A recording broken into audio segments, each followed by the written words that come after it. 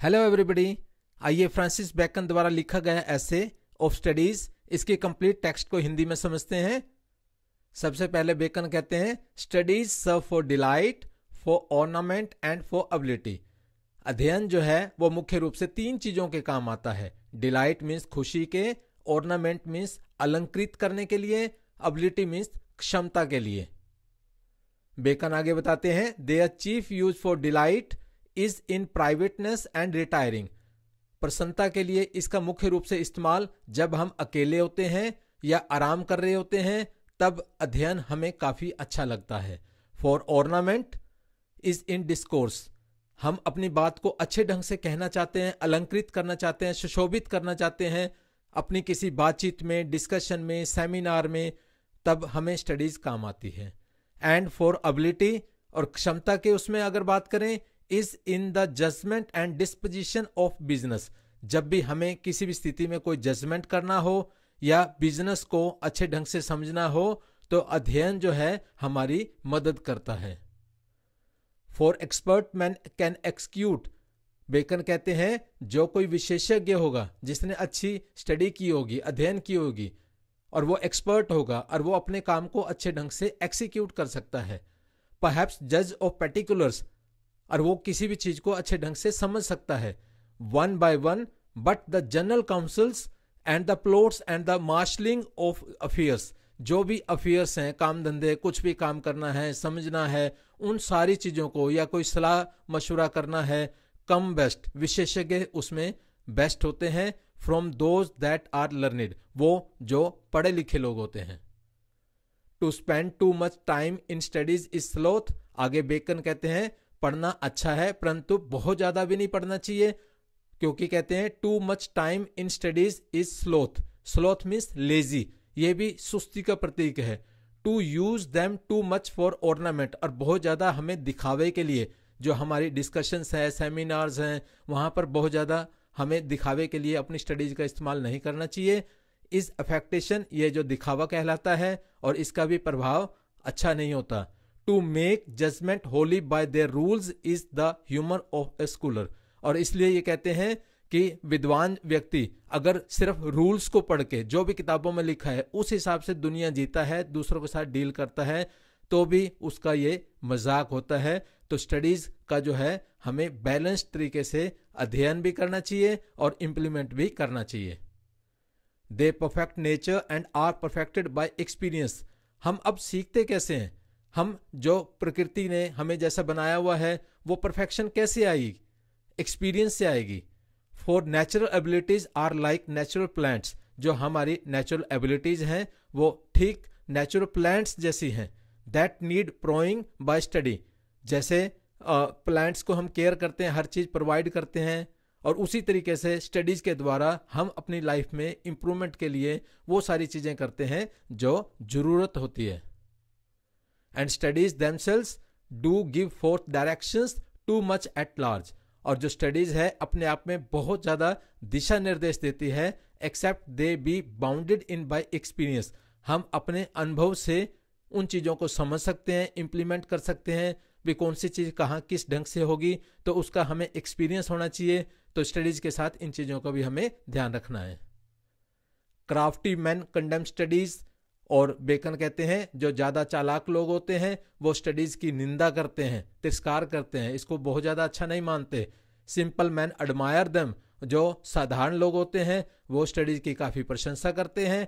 And wise man use them. और जो real sense में विद्वान लोग होते हैं वो इसका इस्तेमाल करते हैं। For they teach not their own use but that is a wisdom without them and above them one by observation. क्योंकि वो इस चीज को मानते हैं कि सिर्फ जो कुछ लिखा हुआ है वही अपने आप में विजडम नहीं है, और वो कहते हैं जो विजडम आपने अपने इससे ऊपर उठ के, इससे परे होके भी जो ऑब्जर्व किया है, अपनी ऑब्जर्वेशन से जो चीजें सारी सीखी हैं, तो अल्टीमेटली वही विजडम कहलाती है। Read not to contradict. जब भी आप पढ़ते हो एंड कन्फ्यूट, किसी को एक कटाक्ष के लिए, आलोचना के लिए, सिर्फ इसी उद्देश्य के लिए मत पढ़ो, किसी को नीचा दिखाने के लिए मत पढ़ो। Not to believe and take for granted. ना ही आंखें मीच के जो भी लिखा हुआ है उस पर विश्वास करने के लिए पढ़ो। Not to find talk and discourse, और न ही सिर्फ हमें अपनी बातचीत में दूसरों को इम्प्रेस करने के लिए उसी उद्देश्य से कई चीजें आप पढ़ रहे हैं, but two way and consider, परंतु जब भी आप पढ़ते हो उसका बिल्कुल अवलोकन करो, अपने विवेक से इस्तेमाल करो, उसको ऑब्जर्व करो, और जो उचित हो, जिसका औचित्य हो, उसी चीज को आप इंप्लीमेंट करो और उस चीज का ही एक्सपीरियंस आगे लेके चलो। Some books are to be tasted, others to be swallowed and some few to be chewed and digested. Bacon कहते हैं कि कुछ किताबों को तो सिर्फ टेस्ट किया जाना चाहिए, कुछ को निगलना चाहिए और कुछ को चबाना चाहिए और हजम करना चाहिए। That is some books are to be read only in parts. इसका मतलब यह है कि कुछ किताबों को तो सिर्फ पार्ट्स में, उनके कुछ हिस्सों को पढ़ना चाहिए। Others to be read but not curiously. अन्य किताबों को पढ़नी तो चाहिए परंतु बहुत ज्यादा जिज्ञासा के साथ नहीं पढ़ना चाहिए। And some few to be read wholly. और कुछ किताबों को तो पूर्ण रूप से पढ़ना चाहिए and with diligence and attention. उसको पूरी मेहनत के साथ और अटेंशन के साथ पढ़ना चाहिए। Some books also may be read by deputy. कुछ किताबें डेप्यूटी के द्वारा भी पढ़ी जा सकती हैं, मतलब किसी अन्य व्यक्ति के द्वारा जो खुद आप नहीं पढ़ना चाहते। And extracts made of them by others. और उनके एक्सट्रैक्ट्स, उनके सार, समरी या उनमें जो भी इंपॉर्टेंट पार्ट्स हैं वो उनके द्वारा बताए जा सकते हैं। बट परंतु जो आपने ध्यान रखना है, that would be only in the less important arguments. जहां बहुत ज्यादा इंपॉर्टेंट आर्ग्यूमेंट्स, तर्क वितर्क नहीं है।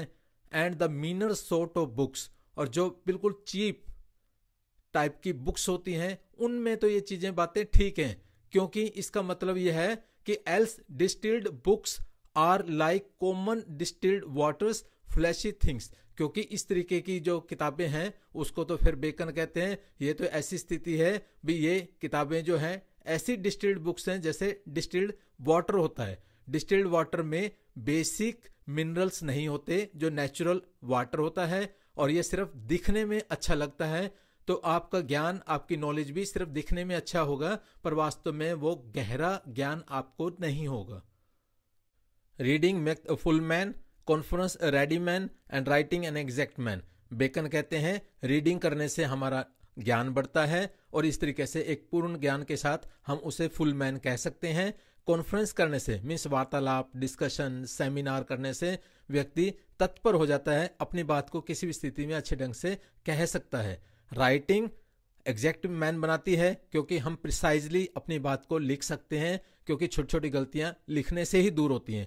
ये तीनों अलग अलग स्किल हैं जो बेकन कहते हैं हमें इंप्रूव करनी चाहिए।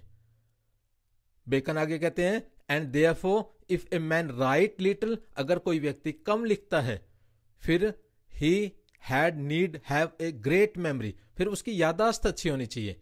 इफ ही कन्फर लिटिल, अगर वो बहुत कम बोलता है, he had need have a present wit, तो उसकी वर्तमान में जो हाजिर जवाबी है वो काफी अच्छी होनी चाहिए। And if he read little, अगर वो बहुत कम पढ़ता है, he had need have much cunning, वो फिर खूब चालाक होना चाहिए। To seem to know that he doth not, ताकि लोगों को लगे कि इसे खूब नॉलेज है, वास्तव में जो उसके पास नहीं है। Histories make man wise, history जो है व्यक्तियों को विद्वान बनाती हैं। पोएट्स विटी, जो पोइट्री है वो हाजिर जवाबी अच्छी करती है। द मैथमेटिक्स सटल, मैथमेटिक्स सूक्ष्म स्तर पर अच्छा करता है। नेचुरल फिलोसफी डीप, जो नेचुरल दर्शन शास्त्र है वो हमें गहराई देता है। मॉरल ग्रेव, नैतिकता जो है वो गंभीर बनाती है। Logic and rhetoric able to contend, तो जो लॉजिक होता है या वाक्पटुता होती है वो किसी के साथ भी प्रतिस्पर्धा करने के लिए, कंपटीशन करने के लिए हमें अच्छा बनाते हैं। एबियंट स्टडियर इन मोर्स ने देर इज नो स्टोन और इम्पेडिमेंट इन द विट, जो विट हम चाहते हैं उसमें कोई भी बाधा हो तो वो उसके लिए नियम बने हुए हैं। But may be wrought out by fit studies, तो उस तरीके की स्टडी करने के बाद उनको हम कम कर सकते हैं, खत्म कर सकते हैं। Like as diseases of the body may have appropriate exercises, जिस तरीके से शरीर की बीमारियों के लिए उसके लिए अलग अलग एक्सरसाइजेज होती हैं, ठीक इसी तरीके से हमारी सोच विचार में, हमारे कंसंट्रेशन में जो भी कमियां होती हैं, तो उस तरीके से सब्जेक्ट की स्टडी के बाद उनको दूर किया जा सकता है। Bowling is good for the stone and reins. Bacon कहते हैं किडनी के लिए और किडनी की पत्थरी के लिए बॉलिंग जो है, गेंदबाजी, वो काफी बढ़िया होती है। Shooting for the lungs and breast, और जो शूटिंग है वो फेफड़ों के लिए और ब्रेस्ट के लिए अच्छी होती है। Gentle walking for the stomach, पेट के लिए जेंटल वॉकिंग अच्छी होती है। Riding for the head, head के लिए राइडिंग एंड द लाइक। और इस तरीके से हर प्रॉब्लम के लिए कोई ना कोई समाधान या एक्सरसाइज अच्छी होती है। So if a man's wit be wandering, अगर किसी की विट, किसी की कंसंट्रेशन नहीं बनती, वो भटकती है, let him study the mathematics, उसे मैथमेटिक्स पढ़ना चाहिए। For in demonstrations if his wit be called away never so little he must begin again, क्योंकि कहीं पर भी उसे कुछ करना हो, अगर वहीं कहीं कुछ भूल जाता है तो उसे शुरू से दोबारा स्टार्ट करना पड़ता है। और मैथमेटिक्स में इस चीज की ट्रेनिंग हो जाती है, क्योंकि किसी भी स्टेज पर हम बिल्कुल भी कैजुअल नहीं हो सकते। If his wit be not apt to distinguish और फाइंड डिफरेंसेस, अगर कोई भी व्यक्ति किसी चीज में कोई अंतर नहीं देख पा रहा, भेद नहीं कर पा रहा, let him study the schoolmen for they are cymini sectores. तो ये कहता है जो बेकन के टाइम में स्कूलमैन थे, वो अपनी किसी भी चीज को बारीकी से अध्ययन करने में, सूक्ष्म तरीके से उसको समझने में एक्सपर्ट होते थे। सिमनी सेक्टर्स मीन्स किसी को बारीकी से, खूब बारीकी से अध्ययन करना, तो उसे स्कूलमैन जैसे स्टडी करना चाहिए, तब वो किन्हीं चीजों में फर्क कर पाएंगे।